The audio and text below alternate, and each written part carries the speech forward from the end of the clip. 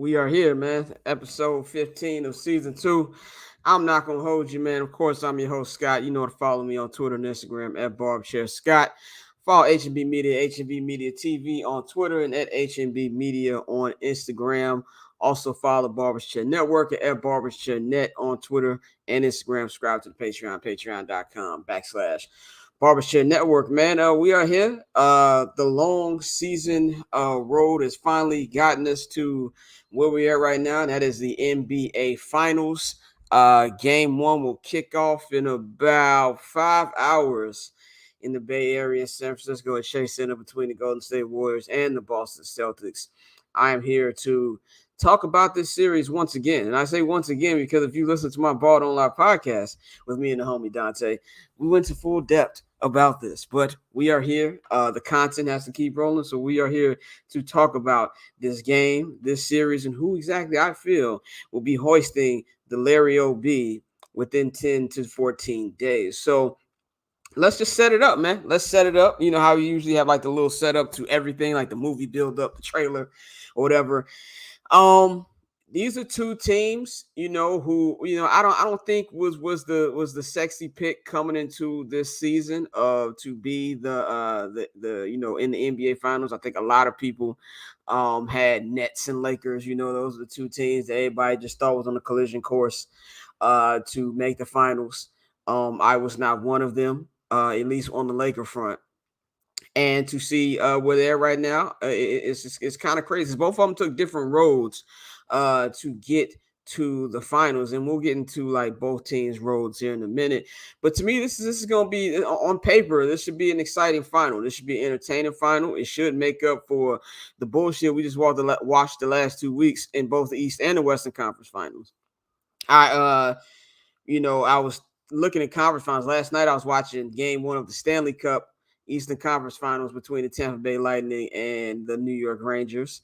And I also watched the West Conference Finals the night before between the Colorado Avalanche and the Edmonton Oilers. And I was like, yo, these two games been way better than the fucking, bullshit we watched in the NBA, man. And I was like, okay, the NBA needs to step that shit up. So I think this would be the perfect matchup, for the NBA at least. Adam Silver's got to be happy about this. You got, two original teams, two, franchises with history, and you got star power. You got the Warriors, Stephen Curry. You got, the young guns and Jason Tatum, Jaylen Brown, and everything they're doing over there in Boston. So I think on paper, this should be a fun thing, man. So that's my sound off to get you prepared for this one. One team is trying to win the franchise 18th. The other's trying to, just even not solidify, but continue on to their dynasty, man. So let's get into, I've got top 5 storylines coming into this 2022 NBA Finals. And I thought about it yesterday. This is the first NBA Finals we've had on schedule in 3 years, because of the pandemic. 2020, the finals started in like October. The Lakers won that championship like October 15th, some shit like that. It was like I think it was like a 2-week break from the Lakers winning the championship and then the Dodgers winning their World Series. So that, the two bubble championships, there was like a not that big of a gap between them. And then last year, the NBA Finals started July 6th, I think it was, and that went through mid-July. So we're finally back on schedule with the June thing back here in the NBA Finals. So here are my top 5 storylines head into this series. My number 5 storyline is Jason Tatum trying to be in the elite. And what I mean by the elite, I mean the top 5 NBA players in the league right now. We had this conversation on Ball Don't Lie, and I said that if Tatum wins this championship, then I think you got to take Kevin Durant up out that list. Just because of, how Tatum has been so good at the 4 position, of course, making the All-NBA first team this year. KD made the second. And, some people can say, oh, well, you can take LeBron out. Yeah, you could, but LeBron playing that well at his age, I think you got to still keep him in the top 5 just off the strength of that. And, Tatum also beat Kevin Durant in the first round. Not just beat, but shut his ass the fuck down. So I feel like that's another reason why, he will be in there if he wins. So this is really just, I don't want to say legacy, for Jason Tatum because it's not. He's what, like 24 fucking years old. So even if he loses this, he's still, this is not like, oh, what is he?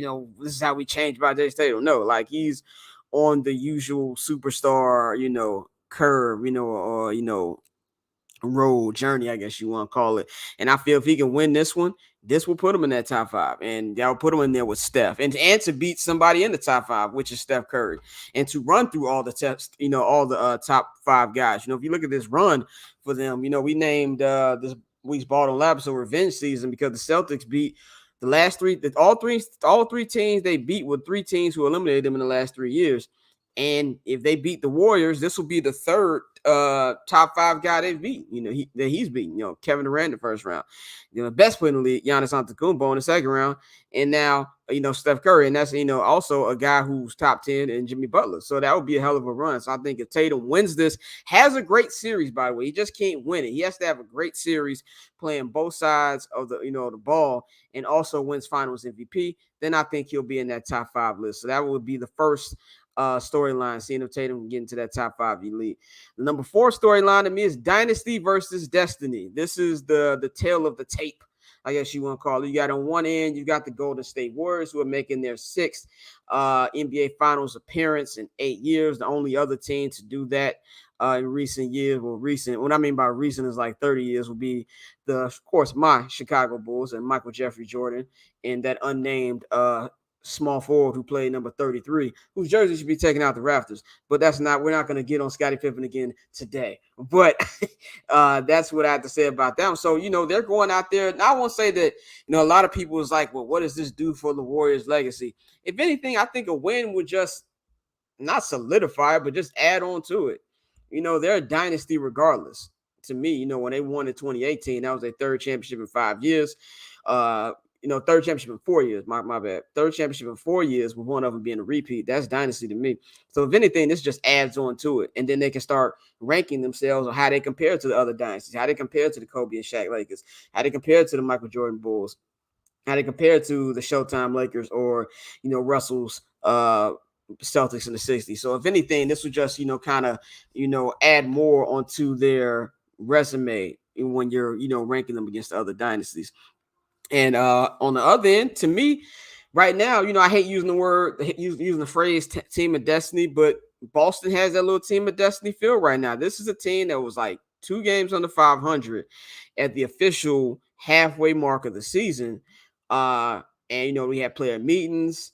We had rumors of Jason Tatum and Jaylen Brown need to be broken up. These guys aren't meshing well together, and they have already made the biggest turnaround in NBA history by not only just making the playoffs, but making the NBA Finals. They win this, they can cap this off, bring number 18 home for Boston, and get back tied with the Los Angeles Lakers, because that's all that matters for the Celtics and the Lakers too, is one-upping each other on championships. When the Lakers won 2 years ago, it was fuck Boston, we're ahead of y'all now. So now they're going to win over here and kind of like, tip the balance of power, back to Beantown. So I think that's something that you got to look out for too.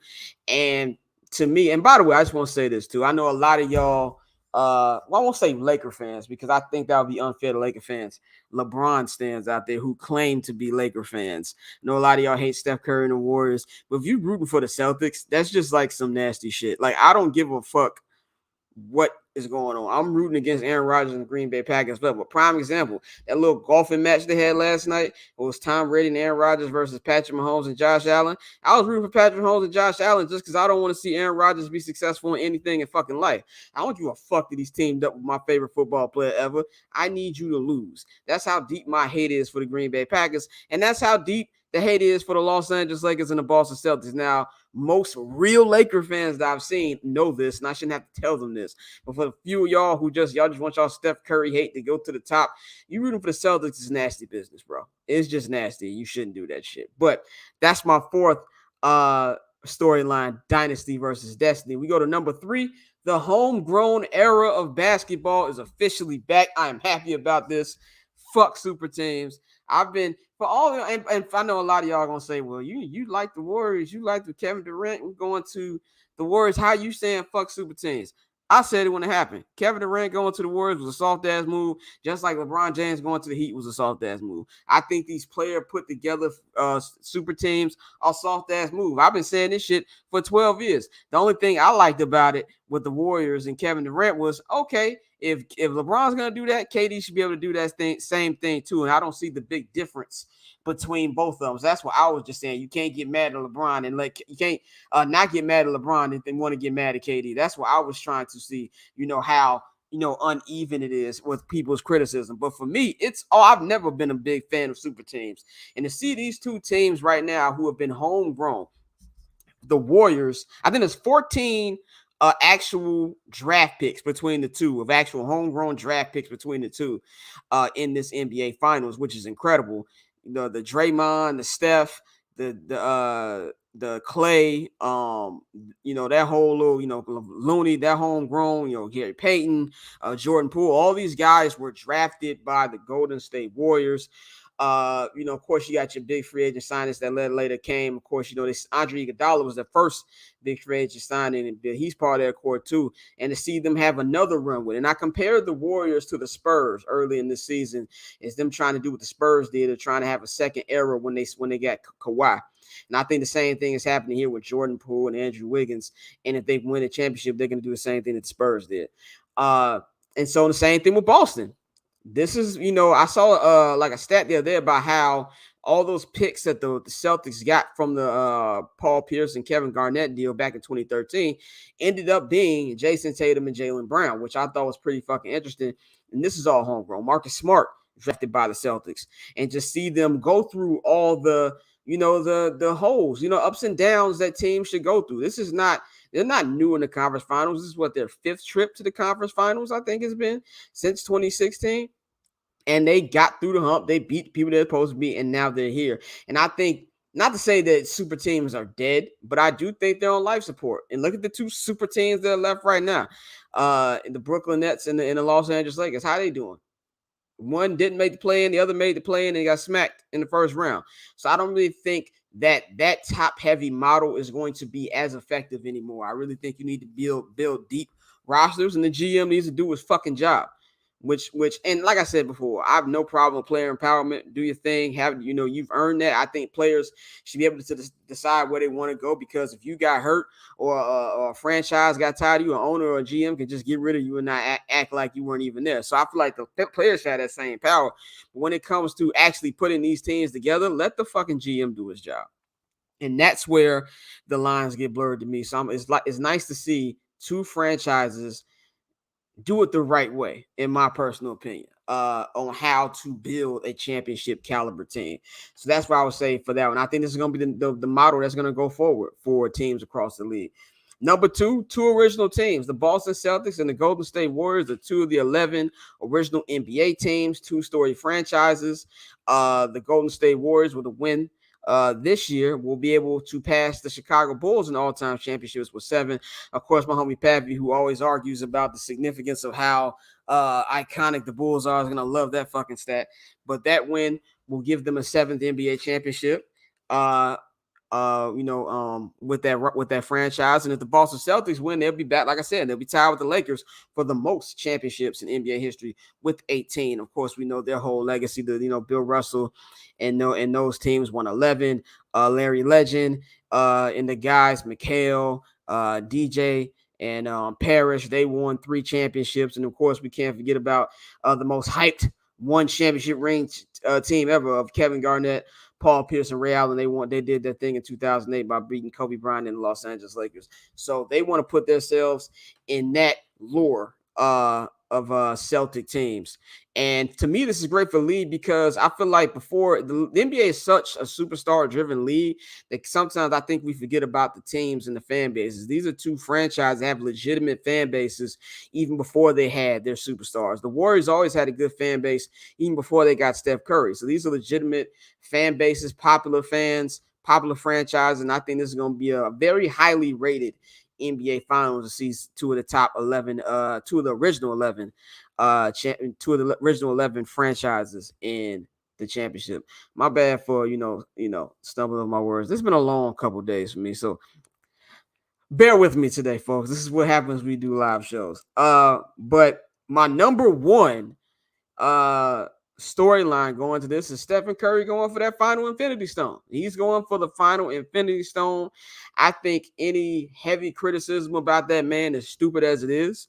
I don't think this championship, if he gets it, changes his legacy that much. I think he's solidified. I think this team is solidified no matter what happens. I think once you've done so much as an individual, you're solidified. I feel like LeBron James, after he won in 2016, there was nothing else you can say about him. He's solidified. He can lose 5 more fucking finals. It don't fucking matter. He's solidified in this place of being, at worst, a top 3 basketball player of all time. And the same thing with Steph Curry. I don't think this loss, takes him out of top 10 all-time contention, but it will heighten it. You know what I'm saying? I feel like if he wins this and he has marquee NBA finals, which I still think is missing. Like if you look at the 5 NBA finals that they've been through prior, I won't say he's had any bad finals. I think that's been a take that's been pretty bad. I don't think Steph Curry's ever had a bad final, but I don't think none of them have been like, pop, something that you remember. Like I can't really remember that many finals moments from Steph Curry. Maybe the step back 3 on Dellavedova in Game 5 of the 2015 finals, but he really hasn't had that many moments. So I feel like if he goes out there, has moments, and has that his first dominant NBA finals, and goes out there and wins the NBA Finals MVP, which, by the way, is the most overrated fucking award ever. Like, I really don't even know why they put so much fucking emphasis on it with any fucking player. That just means you were the best player for fucking 2 weeks. So I don't really think that's that big of a fucking deal. But if he does that, then I don't think there's really anything, even to the biggest hater of all haters, that you can say about Stephen Curry on the fucking basketball court. So I feel like that would be the final thing in the Chef's kiss. And I do think Steph knows. Steph knows. These players know what is said about them in media, what's talked about on Twitter. They know this shit.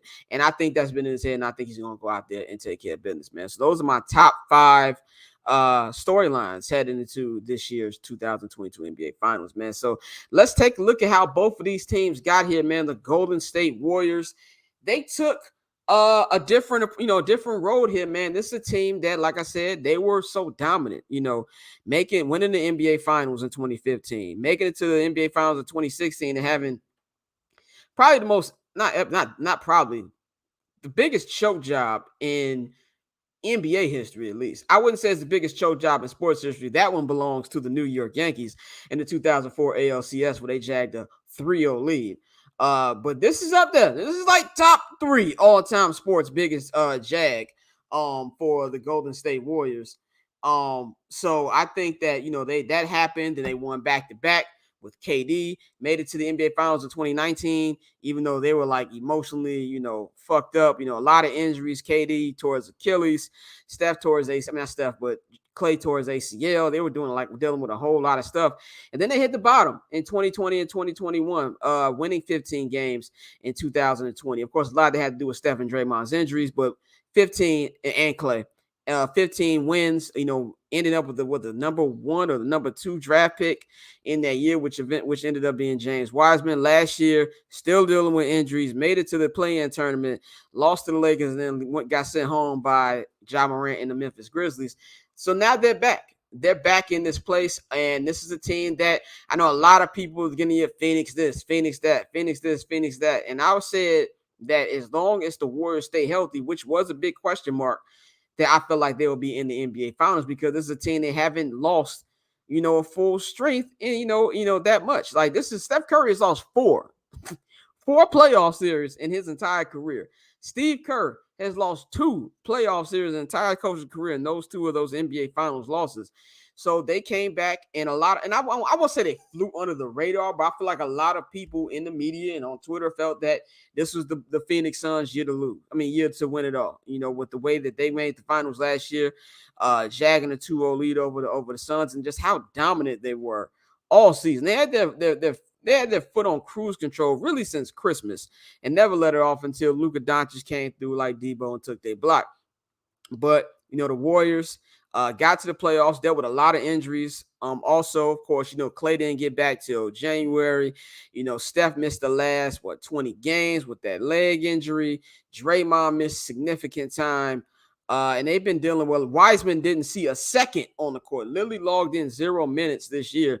So to come in here first round, beat the MVP, two-time MVP, and Nikola Jokic and the Denver Nuggets, beating them in 5, beating the up-and-coming Grizzly team in 6-game series, and then taking care of Luka Doncic and the Dallas Mavericks. And now they're back here, back where they belong, as Draymond Green puts it himself. And that's the road that they took to get here. And I feel like now it just feels good, at least as a sports fan, for me.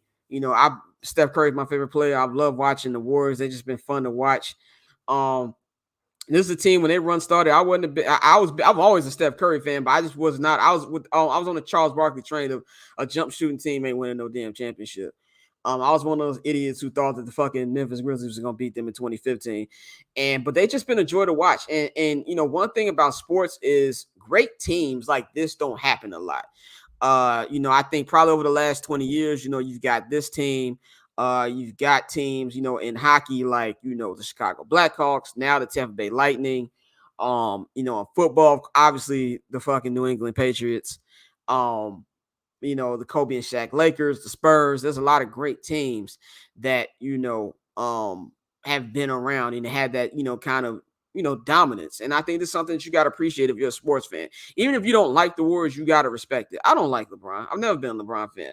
But I've definitely respected. You got to put respect on 10 NBA finals. 8 of them shits been in a row. I mean, that's some shit that I believe we're never going to fucking see again. So you got to appreciate the greatness that is the Warriors. And to see them back here, where a lot of teams don't come back, after, the wear and tear. And they lost a fucking superstar. They lost a fucking megastar in Kevin Durant. Ain't like they lost some random ass play. They lost Kevin fucking Durant. So for them to bounce back this quick and to see the core, still, running the show, and Steph and Clay and Draymond, I think it's been a sight to see, man. So that was their road to get here. Now, Boston also took the long. These are two teams I feel like took the long road. Like I was saying, Boston, they have built this thing from the ground up. Danny Ainge, a lot of people have made fun of Danny Ainge. I've been one of those people. He got all them picks. What are you going to do with them picks? I mean, he's looking like a fucking genius right now, the way this is all played out. Them getting Jason Tatum, getting Jaylen Brown in 2016, them getting Jason Tatum in 2017, and just to build this roster. And Marcus Smart, when they drafted him, I forgot what year it was. I don't remember the year. I don't have it in front of me. But Marcus Smart has been there since day one. For him to be an integral part of this roster. And Brad Stevens, we got to give a lot of love to Brad Stevens, because last year, after a couple years, Brad Stevens like, I'm not the guy for the job. I'm gonna sit in the owner's box, play the GM role, and I'm gonna put this team together from that perspective, and I'm gonna get a better guy in here. It takes a lot as a coach to be able to step down and say, I'm not the guy for the job, but I know somebody who can be. And to bring in Ime Udoka, and first year head coach. And let's be very clear about Udoka. No matter what happens in the series, my man Udoka is a winner.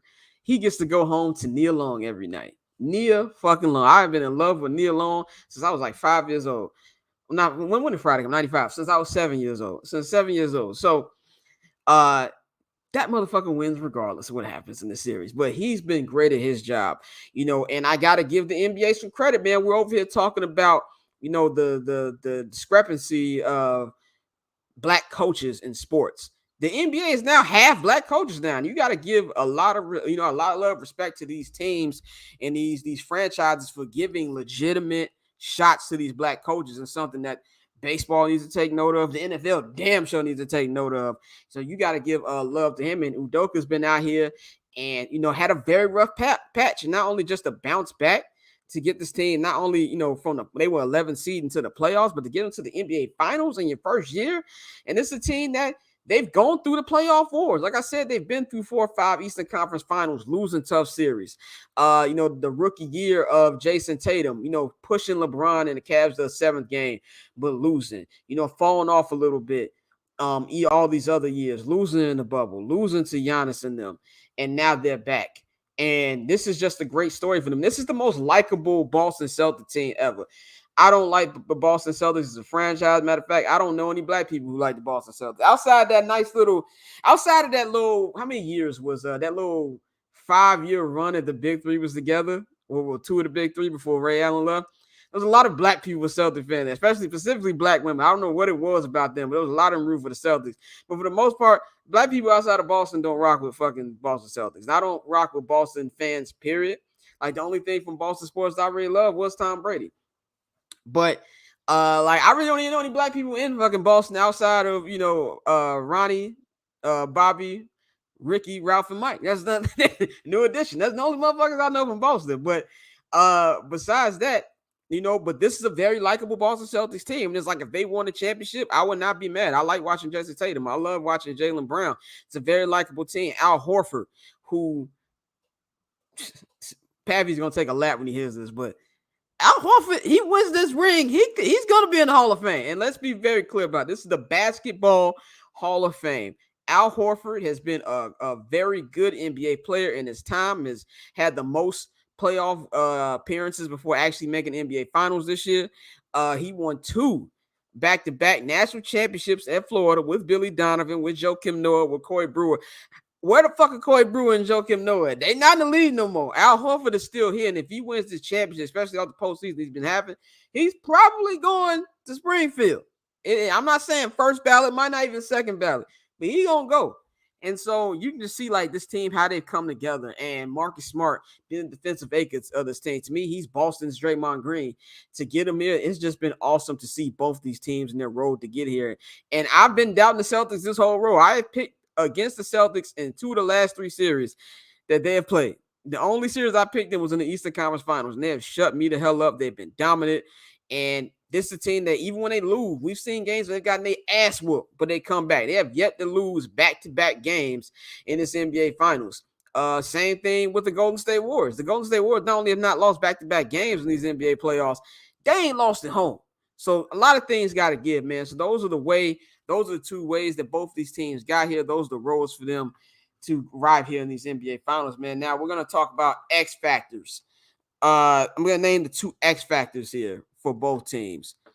The number 1 X factor for both teams here is the team who wins the turnover battle is going to win this NBA championship. These are 2 turnover heavy prone teams, especially the Celtics. The Celtics have, I think, like 77 turnovers in this postseason. Like Jason Tatum has got the most.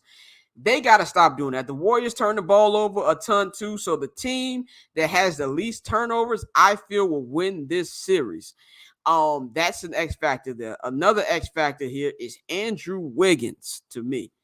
If Andrew Wiggins plays like the Andrew Wiggins we've seen all postseason, especially in the Western Conference Finals, this is going to just elevate the Warriors to a different level because defensively, he can go out there and make things rough for Jason Tatum. You're not going to shut Jason Tatum down, but you can slow him down, make every shot he takes difficult. Like I know Luka averaged, like 35 in the Western Conference Finals, but they was in his face. And this is going to be defended by a committee. Of course, I'm not saying Andrew Wiggins is going to do all this shit by himself, but this is going to be something that's going to be by committee, and it's something that will take it to another level because if you can have Andrew Wiggins giving you 18 a game and he's your 4th leading scorer, that's going to come in tremendously for the Golden State Warriors. And for the Celtics, they need Al Horford to continue to be Al Horford, and they need Marcus Smart to continue to be the Marcus Smart he is. And also Robert Williams, he has been playing. He's been missing like every other game. He needs to be the Robert Williams that we know him to be because even when he's played, especially in these kind of finals, he ain't look good. He's gotten into foul trouble early. He can't get into foul trouble. He needs to be able to stay on the court and look like his old self. And if he does that, that'll help them out. But the number 1 thing for the Boston Celtics is slowing down Steph Curry. You got to slow this guy down. If you're letting Steph get whatever the fuck he wants, you're in for a long fucking series, man. This is all going to come down to that defensively for them. But offensively, this team has got to score. They've got to score. All we've been seeing in the media over these last, 4 days since, the East Conference Finals wrapped up is Boston defense. Yes, Boston does have the best defense in the series. But one thing I don't think people are talking about enough to me, the Warriors ain't bad on the Warriors are the number 2 ranked defense in the league. Not only the number 2 ranked defense in the league, they're getting one of their best defenders back in Gary Payton II coming back tonight, which is going to be huge to him. He played great on Ja Morant in the first game and a half before he got hurt. That's going to pay off tremendously. Andrew Wiggins has been great defensive. We already know what Draymond can do. And let's give some love to my man Stephen Curry. If you actually watch basketball, he's not a bad defender anymore. I'm not saying he's great. If Jason Tatum catches on an island, that's going to be bucket and probably and 1. but he's been pretty solid defensively to the point where you got to respect him. This is a team that can defend just as well as Boston. So I'm not understanding why we're always talking about Boston defense and we're not talking about Golden State's defense. One thing that to me is why I'm not picking Boston in this series. The offense is nasty. The offense is nasty. Look at the first three in these 3 rounds they've been in. Yeah, they outscored the Nets, but the Nets run an AAU ass offense. They run an N1 ass offense. Nothing about them. You've never seen Steve Nash with an actual clipboard running sets. They don't run offense. It's very easy to defend them. The Milwaukee Bucks, Giannis he plays like an offensive, like a defensive tackle. Plays like a running back. He runs right fucking through you. And even though you know it's coming, you really still can't stop it, but it's not really like actual offense, especially without Chris Middleton out there. And Miami has the worst offense outside of the Chicago Bulls in the playoffs this year. Like, it's just god awful. Like, yeah, I know Jimmy was dominant in those last 2 games, but they needed every last one of them fucking points just for it to be fucking competitive. And the shit that the Celtics pulled in the last round, they're not going to get away with. Those 93 points, you gonna get your ass whooped if you putting up that amount of points against the Golden State Warriors. For them to even give themselves a shot to win this, I feel like they got to average about 110 points per game. Now the Warriors average the most points in the playoffs right now with 114. They got to be in that 110 range, and the whole Golden State to like 100 to 107, which is going to be a tough task. The offense has to play. Jaylen Brown and Jason Tatum have to be consistent. They show up one night and don't show up the other night, or show up 3 quarters and don't show up the 4th quarter. That shit is going to get you killed. They cannot do that. They have to be consistent offensively. They need Jason Tatum to be a superstar. They need Jaylen Brown to be a great number 2, and they need the others to show up. You need Al Horford to score. You need Marcus Smart to score too. He can't just play defensively. He got to go out there and get you about 10 to 15 points per game. You need others to show up. You need Grant Williams to keep showing up. You need Derek White to keep shooting as hot as they do. It's going to take a full team effort offensively to win this series. So that's my number one X factor for them: score points. And if you look at clutch time, they are so bad at clutch time. They have 14 to 22 in clutch minutes this year. They have been god awful in these playoffs this year. Jason Tatum has been god awful in these playoffs this year. Leads the league in turnovers and clutch minutes. Even look at Game 7. They were that shouldn't even been clutch minutes. They should have ended the game right there, up 13 with like 2 minutes left, took their foot off the gas, and they are so lucky that Jimmy Butler missed that shot. They cannot allow that type of stuff against the Golden State Warriors. I feel like they have to play as picture-perfect basketball as they possibly can to win this series. That's why the X factor to me is the offense. So the X factor to me for the Warriors defensively, if you can continue to make things rough for the Celtics, you got them right where you want them, man. So that's what I'm gonna go with my X factors for that. Now, time for predictions. Predictions are funny because we're wrong a good majority of the time. Not me, but a lot of people are wrong majority of the time. I think I've been shooting a pretty good percentage from the field in this year's playoffs. Which you can listen to the Ball Don't Lie podcast. So go back and watch some of these episodes if you think I'm lying. Go check the tape. I've been 75% right in this whole run. I thought about this back and forth. I know a lot of people say this is a pick'em series. I don't think it's a pick'em series. I think a lot will have to happen for Boston to win, and I think a lot will have to happen for Golden State to lose. I'm picking the Golden State Warriors. Not picking the Golden State Warriors in 5. Now, I see a world where this could go 6. 9 times out of 10 is probably going to go 6. But I'm not going to, stay with the rest of the people who say, I'm going to say it 5 games because I feel like there's stuff that the Warriors can do that they'll be more consistent at than Boston. And I feel like Boston just doesn't have the guns offensively to make this a long, drawn-out series. They can hold Golden State down to their usual, from the usual offensive output. But there's too many offensive droughts that the Celtics like to go on, and we've seen time and time again. And because other offenses couldn't capitalize on it.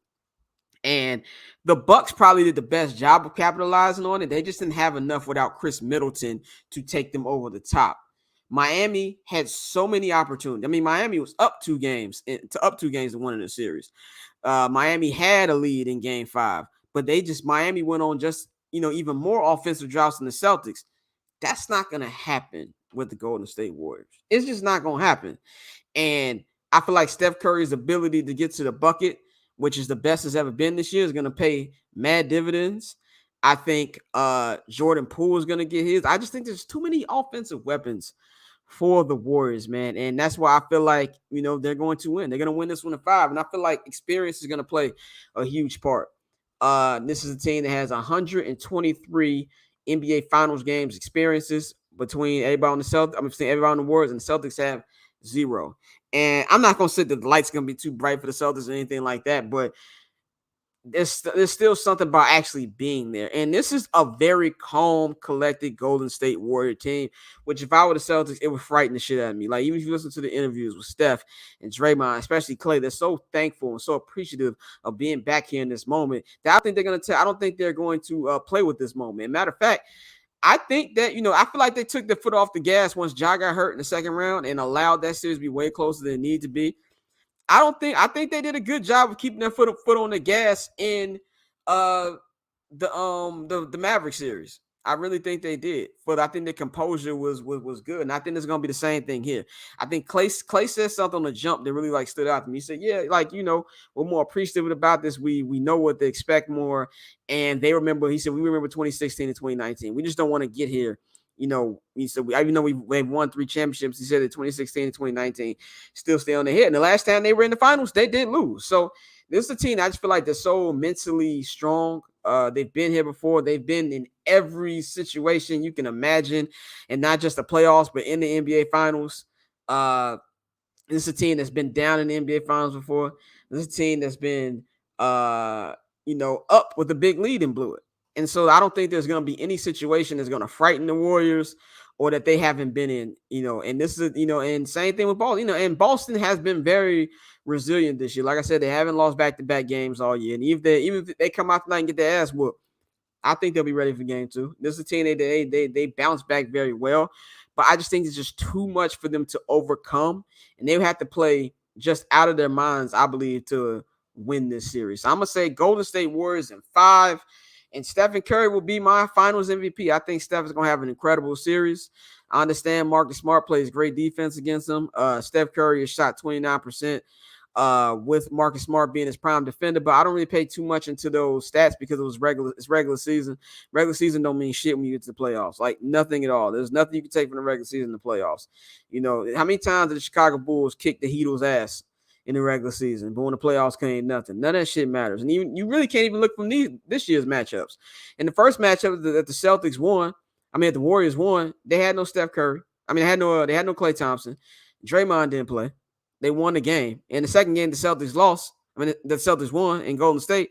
Steph got injured in the first quarter. And Draymond didn't play. So it's like you really can't even take nothing from them. This is the first time we're getting both these teams at full strength. I think it's going to be an exciting finals. I don't think there might be a blowout or two, but for the most part, I think that we're going to have some very competitive games. It's going to go down to the wire, and I just think the Warriors just have a little bit more, man. So I got Golden State Warriors in 5. We're going to wrap this episode up a little shorter than usual because it's not too much to go over, just really just the NBA Finals. My Goofy Mog of the Week. I got to give this Goofy Mog of the Week to 2 guys who are 2 players who I'm big fans of. They're my top 5 favorite players right now, and that's Kevin Durant and Draymond Green. This back and forth about KD's time with the Warriors, it just got to stop, especially while we talking about this shit in the finals. And, Draymond said that Steph Curry got double teamed 7 times more than Kevin Durant when he was on Colin Cowherd's podcast, and Kevin Durant tweeted that, from my point of view, that's not true. And it got to a whole little back and forth on there, and there's a couple things that bother me. It's like, just leave it alone, man. Like, y'all obviously are friends. Y'all obviously are cool. There's no point in talking about some shit that happened 4 years ago. Like, KD's been gone for 3 years, and I just think KD's at peace with his decision. I really feel like fans and media think Kevin Durant cares about this shit more than he does. I think Kevin Durant just legitimately enjoys Twitter like a lot of people. And I don't think that Kevin Durant is, quote unquote, unhappy as people try to paint him out to be. And it's just nonsense. It's like, why are we talking about this in the finals? The storyline should be the Golden State Warriors trying to get ring number 4. Or can the Boston Celtics pull the upset? Those to me should be the storylines. Why are we talking about Kevin Durant tweeting, and did he make the right decision about leaving? Saying things. Why are we talking about the Lakers in the finals? I'm tired of hearing about the Los Angeles Lakers and the Brooklyn Nets. Stop talking about both of them teams, man. So Draymond instigated a little bit, and I understand what he's doing, but just stop it. It's pointless at this time. You guys are cool. You sit in this one side of the room, you sit on the other in the squash and shit, man. All this type of shit is corny. Let's just talk about basketball, man. So, but that's all I've got for y'all today. A short episode. Y'all can join me later tonight, though. I will be doing the Ball Don't Lie NBA Finals post game live show. We'll be doing that for all the games in the NBA Finals. Me, the homie Dante. You can watch that on the Barber's Chair YouTube. Follow Barber's Chair Network at Barber's Chair Net on Twitter. We will be having the link on both my individual page and the Barber's Chair Network page. You can check that out. Get media reaction from me, Dante. The homie Illy will be joining us too to get his takes off, and a lot of coverage for y'all with these NBA Finals, man. Should be fun. Y'all know where to follow me on Twitter at Barberchair Scott. Y'all know where to follow this glorious media company that this show is on. That is HNB Media at HNB Media TV on Twitter and at HNB Media on Instagram. And you can subscribe to our Patreon, patreon.com/Barberchair Network. $5 summer sessions package, $10 Barberchair All Access package. We got new episodes sending with the guys up. Me and my brother Flows. We recap everything that went down in Star Wars Celebration weekend last week. Review Multiverse of Madness, She-Hulk and Thor trailers. Talk about a whole bunch of other shit on there. There will be no summer sessions this week because of the NBA Finals. We will be back next week because there's no game on Thursday next week. So check that out, man. And we'll holler at y'all, man. Enjoy the NBA Finals, man. Should be a good one.